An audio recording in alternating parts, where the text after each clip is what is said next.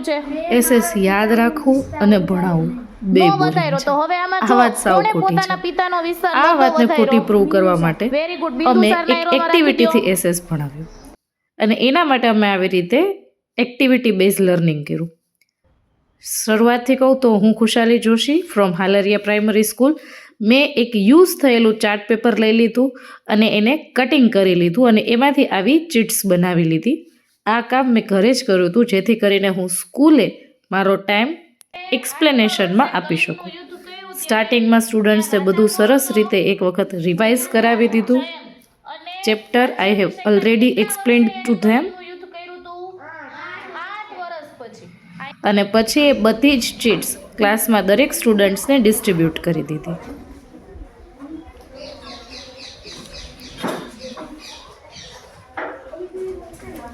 અને as I said કે મેં ચિઠ્ઠીની અંદર અલગ અલગ વેરાયટી રાખી હતી, ક્યાંક બ્લેન્ક્સ હતી, ક્યાંક મને ઓળખી મારું નામ જણાવો.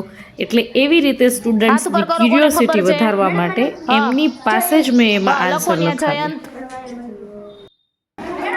ક્લાસમાં એક્ટિવિટી પરફોર્મ કરવી પોસિબલ નહોતી એટલે અમે આ એક્ટિવિટી અમારા એસેમ્બલી હોલમાં પરફોર્મ કરી અને ફ્લોર પર જ મેં ચાર્ટ્સ અને ચોકની મદદથી એક મૌર્ય વંશનું ટ્રી ડ્રો કર્યું અને ત્યાર પછી સ્ટુડન્ટ્સને જે એક્ટિવિટી ફિલઅપ કરવાની કીધી.